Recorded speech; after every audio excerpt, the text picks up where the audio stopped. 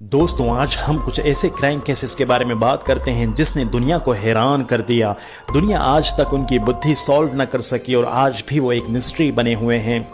इनमें से कुछ केसेस के बारे में लोगों की राय है कि ये किसी सनकी का काम था, तो कुछ केसेस के बारे में लोगों का मानना है कि ये किसी पैरानॉर्मल और भूतिया शक्ति का काम है।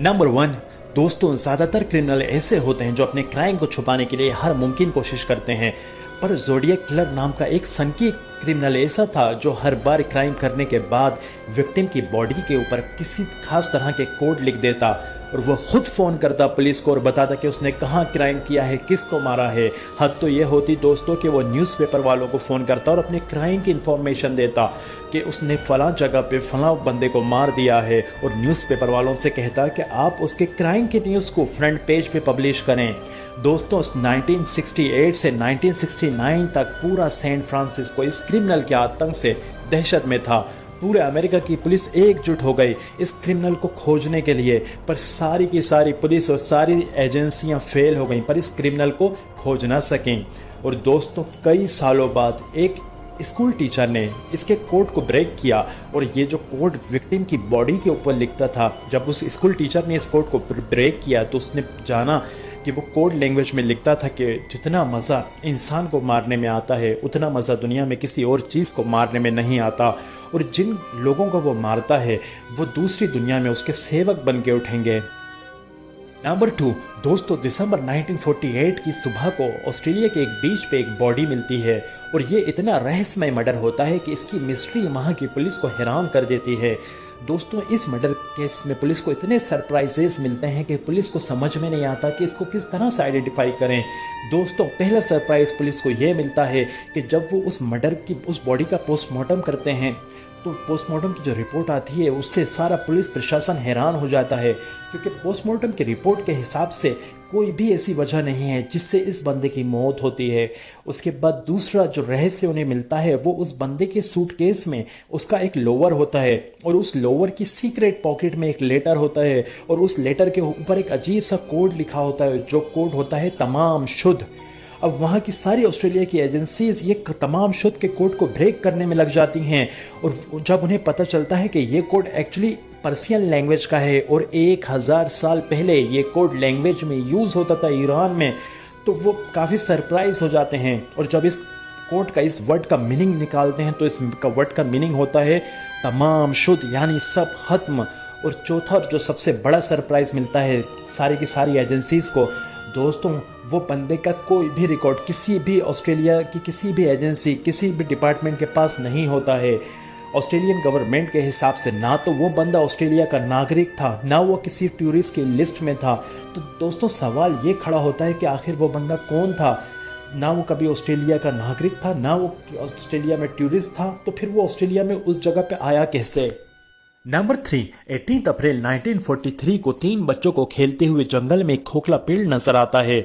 जब बच्चे उस पेड़ के अंदर झांकते हैं तो उन्हें एक इंसानी ढांचा दिखता है, और वो ढांचे के गले में एक लॉकेट होता है, और जिस लॉकेट में लिखा होता है बेला। दोस्तों, इस मर्डर मिस्ट्री आज तक सॉल्व नहीं हो सकी है, ना ही इसका कोई सुराग मिल सका है, और लोगों का मानना है कि ये मर्डर किसी पैरानॉर्मल शक्तियों का काम है, क्योंकि जिस तरह से वो ढांचा उस पेड़ के अंदर होता है ऐसे कोई इंसान नहीं कर सकता। फैक्ट नंबर 4, दोस्तों, 1990 में स्प्रिंगफील्ड अमेरिका में एक माँ और उनकी 2 बेटियां अपने घर से रात के 2 बजे गायब हो जाती हैं, और सबसे बड़ी हैरान करने वाली बात यह होती है कि उनका घर की विंडो हर चीज़ अंदर से लॉक होती है। उनके घर के बाहर उनका डॉग होता है, सीसीटीवी फुटेज होता है, पर किसी भी तरह का कोई ऐसा सबूत नहीं मिलता जिससे ये पता चले कि कोई भी बाहर से अंदर आया है या अंदर से बाहर आया है। ये मिस्ट्री ने पुलिस को इतना हैरान कर दिया होता है कि पुलिस को समझ नहीं आ रहा होता कि रातों रात ये 3 महिलाएं एक घर से जो कि अंदर से लॉक है कहाँ गायब हो गईं। दोस्तों, कुछ लोगों का मानना है कि उनके घर पे शैतानी साए थे, और जो बार बार उन्हें इशारा दे रहे थे कि वो यहाँ से चले जाएं, और वही शैतानी साए उन्हें अपने साथ लेके चले गए। नंबर 5, 1969 में 2 रिपेयरमैन की डेड बॉडी बड़ी अजीब व गरीब हालत में मिलती है। उन दोनों रिपेयरमैन के कपड़े भी बहुत अजीब होते हैं, और उन दोनों की आंखों पे पट्टी बनी होती है। पुलिस को उन दोनों की डेड बॉडी के आसपास से कोई भी सुराग नहीं मिलता है और ना पोस्टमार्टम में मर्डर की कोई भी वजह सामने आती है। जब लोगों से बात करती है पुलिस तो लोगों का कहना यह होता है कि ये दोनों रिपेयरमैन शैतानी ताकतों से कांटेक्ट करते थे और कई लोगों का मानना है कि उन्हीं शैतानी ताकतों ने इन दोनों की जान ले ली। नंबर 6, 19 साल की आर्ट्रीज अपने घर से चर्च के लिए जाती है और वो चर्च जाके वहाँ पे कोई शैतानी राइचर्स करने लगती है और राइचर्स करने से पहले वो चर्च को अंदर से लॉक कर देती है और वहाँ उसके रहस्यमय तरीके से मौत हो जाती है। जलती हुई एक मोमबत्ती उसके सीने पे रखी होती है और एक चाबुक उसके सर के अंदर गहरा घुसा होता है। हैरानी की बात तो ये होती है कि जब वो चर्च के गेट को अंदर से लॉक कर देती है तो फिर को किसने आके उसकी जान ले ली। नंबर 8, साल 1997 में पैट्रिक नील के मर्डर्स के बाद से अमेरिका में एक बड़े अजीब व गरीब मर्डर्स का सिलसिला शुरू हो गया। मर्डर्स करने के बाद क्रिमिनल विक्टिम की बॉडी के आसपास एक स्माइली ड्राइंग ड्रॉ करता। और दोस्तों सबसे हैरान करने वाली बात यह है कि एक ही वक्त में अमेरिका की अलग अलग स्टेट्स में स्माइली वाले मर्डर्स होते और अब तक करीब 45 लोगों का मर्डर्स इस स्माइली वाले क्रिमिनल ने किया और आज तक इसका कोई भी सुराग नहीं मिल सका और ना ही कत्ल करने की कोई वजह सामने आ सकी। नंबर 9, दोस्तों 1917 से 1928 तक पूरी दुनिया में करीब 50 लाख लोग एक अजीब सी भूतिया कंडीशन से अफेक्टेड हो जाते हैं। दोस्तों उस कंडीशन में होता यह है कि वो ना अपनी बॉडी को मूव कर पाते हैं ना अपने चेहरे को घुमा पाते हैं, उनकी पूरी बॉडी फ्रीज हो जाती है और उस कंडीशन में वो लोग हफ्तों महीनों और सालों तक रहे। और डॉक्टर्स का मानना है कि ये किसी बैक्टीरिया म्यूटेंट बैक्टीरिया की वजह से ऐसा हुआ था, तो किसी का कहना है कि ये किसी तरह का वायरस था। पर दोस्तों हैरान करने वाली बात है कि 1928 में ये एकदम से डिसअपियर हो गया, फिर दुनिया में इसका कोई भी दूसरा केस सुनने में नहीं आया। और कुछ लोगों का ये भी मानना है कि ये एलियंस का अटैक था और कुछ लोग कहते हैं कि पैरानॉर्मल अटैक था। नंबर 10, दोस्तों 1947 की बात है, सुबह का वक्त था। स्टेट ऑफ माल्टा में सेल कर रही एक शिप के पास एक बड़ा ही अजीब गरीब और रहस्यमय मैसेज आता है और उस मैसेज में ना तो उस शिप की लोकेशन होती है और ना ही उस शिप का नाम होता है। वो मैसेज 2 पार्ट में आता है और पहले पार्ट में मैसेज आता है, all officers include the captains and the deads are lying in the chat room and bridges possibly whole crew dead, कि जितने भी ऑफिसर थे और जितने भी क्रू थे वो सब के सब मर चुके हैं। और फिर जो दूसरे पार्ट में मैसेज होता है उस मैसेज में लिखा होता है, आई डाई, मैं मर चुका हूँ। दुनिया भर की अथॉरिटीज़ अलर्ट हो जाती हैं, परेशान हो जाती हैं और उस शिप की लोकेशन को ट्रेस करने में लग जाती हैं, पर काफ़ी वक्त बाद भी उसकी एक्चुअल लोकेशन का पता नहीं चलता है। फिर कुछ टाइम बाद डच और ब्रिटिश लिसनिंग पोस्ट नए नए इक्विपमेंट और इंस्ट्रूमेंट की मदद से उस SOS सिग्नल की लोकेशन को ट्रेस करती हैं और उस शिप की लोकेशन का पता चल जाता है। और उस शिप की लोकेशन के पास अमेरिका का एक शिप सिल्वर स्टार होता है। तो सिल्वर स्टार शिप के कैप्टन को मैसेज दिया जाता है कि आप जाके उस शिप को रेस्क्यू करें।